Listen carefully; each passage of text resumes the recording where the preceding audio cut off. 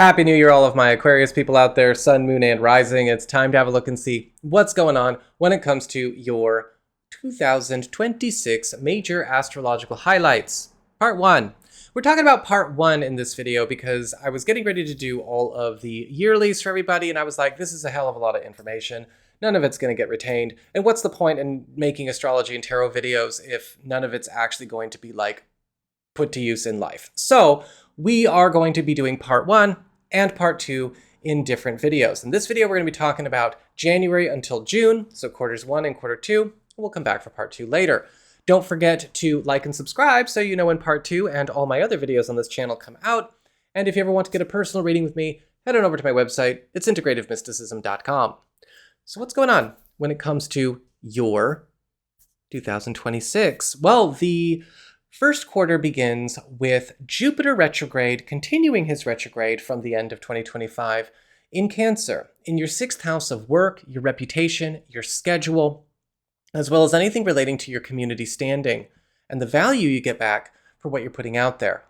And Jupiter retrograde here until March 10th is going to be reintroducing things in your life that either brought you success in the past that will continue to bring you success in the present that maybe you have not been enacting, or that you've not been working with, or you've not been maybe committing to, and also bringing back into your life opportunities that maybe you slept on, maybe you snoozed on, maybe you didn't actually give the energy and priority you should have. Because Jupiter retrograde can be a cheeky bastard in that way. He can kind of show us where the golden tickets and the big wins that we are missing out on are, or things that we shelved, or things that we did not prioritize, why they're important, and bring them back for a one last look. And over the course of now until March 10th, that is the theme in your work life. And you might be noticing that business, as well as opportunities for advancement, will be coming in that kind of flavor. Pay attention to what you're being hooked up with and what you're being reconnected with, because after March 10th, you might be finding yourself in a position to make some very big jumps and leaps in your career, as well as also the value and the benefits you get from what you do for work, whether it's through something new, something old, or something reintroduced. We also have another callback kind of theme going on. Neptune and Saturn are re-entering Aries, your 3rd house of communications, pacts, promises, commitments, collaborations, helpful third parties, and your peer group. And Neptune is going to be re-entering Aries on the 26th, and Saturn is re-entering Aries on February 13th. And so what we have here is a big transformation to the way your network, as well as your social connections, your alliances, and your peer group are working with and for you. Now, Saturn is actually really, really cool here because Saturn in Aries is all about connecting you with people that are going to help mature and advance everything you have going on. Personal, professional, platonic, it doesn't matter. However, that might also mean also paying attention to where a teacher or a mentor or a guide is showing up in the form of that Saturn energy. This can also, however, be a time where some big clearing is going on, as Saturn may also be moving out of your life a lot of, let's just say, mirage-type experiences and false paradise-type experiences around work and social matters. However, Neptune here is going to be also opening up the floodgates for a lot of important gifts, favors, and generous acts of others to be lifting you up in the world. With Saturn and Neptune in the 3rd house, it's really important to know when it's time to start committing to new allies, committing to new opportunities, and also knowing when it's time to switch sides in situations that we've maybe been holding out for that we shouldn't be holding out on.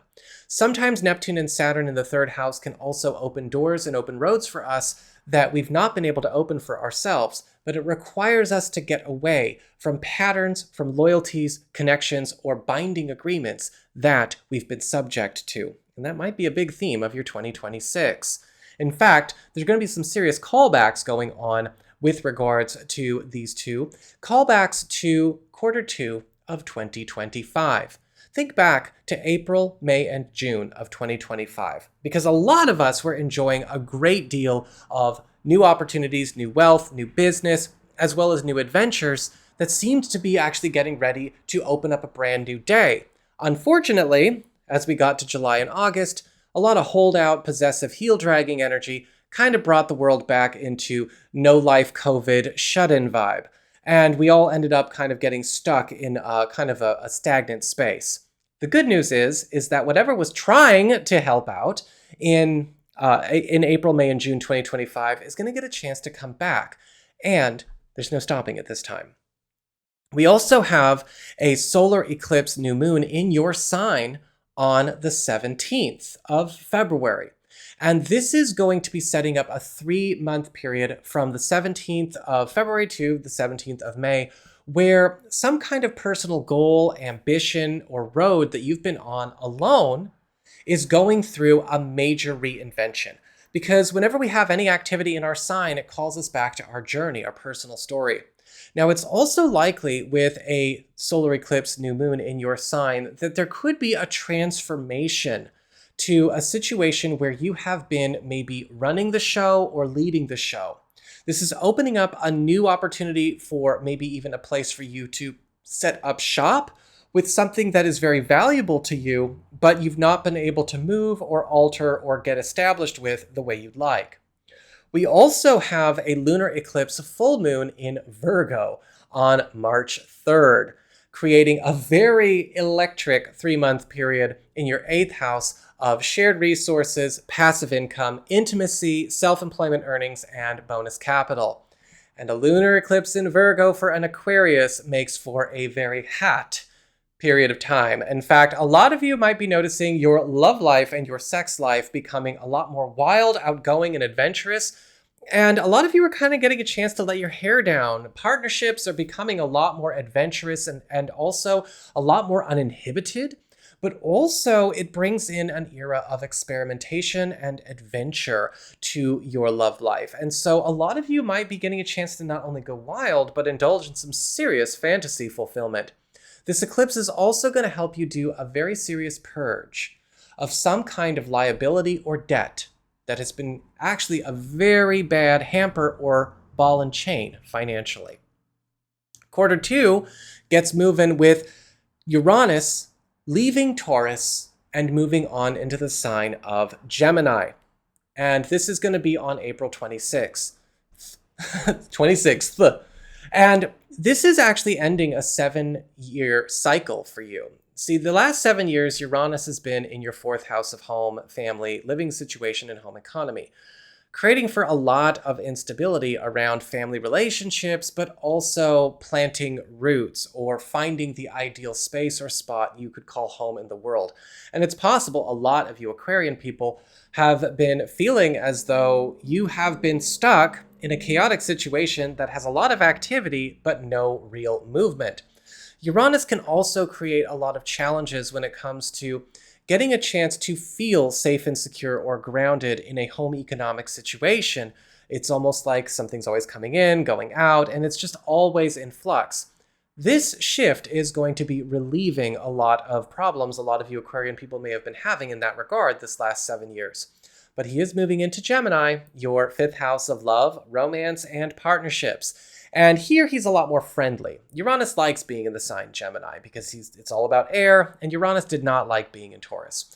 With Uranus being in Gemini, love is becoming, again, more adventurous. Uranus in the 5th house is bringing in a lot more opportunities for a zany, eclectic, as well as more expressive feel to all of your personal connections.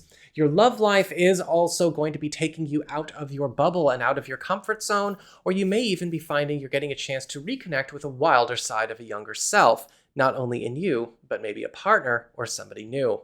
And for personal business enterprises, you may be noticing whatever you're getting initiated, especially after the 26th, is likely going to be taking off fast, but you've got to be able to keep up with it. And finally, we've got Jupiter entering Leo on June 30th. And this is your 7th house of partnerships, closest one-on-one connections. This is the area of the boyfriend, girlfriend, BFF, business partner, husband, wife, roommate, all the people you have your most involved one-on-one connections with. And Jupiter entering the sign of Leo, well, it's time for some powerful expansions and level ups in all partnership areas of your life.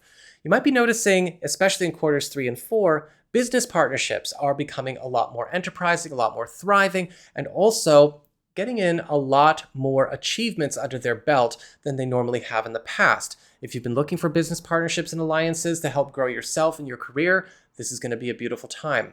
In love and romance, it's also time for some expansions and some level ups. Jupiter in the 7th house is one of the classic transits where we see opportunities for ideal love matches coming together that could likely end in marriage, if marriage is for you, whether you're single and not thinking about it right now, or you are single and thinking about it right now. Serious candidates for long-term love tend to show up with Jupiter in the 7th. And for those of you who are coupled or are married, this is a time where Jupiter is going to be helping to maneuver a road that you've been on in your partnerships to actually be in a more serious and established paradise kind of way, especially because Jupiter in the 7th house also likes to advance the status that we are living. So that's what we've got for your 2026 quarters 1 and 2, guys. I hope you found this helpful. If you did, don't forget my name is Nico, son of Selene, Scarlet Moon. My website is integrativemysticism.com. Go there if you want to get a reading with me. I'll see y'all again soon.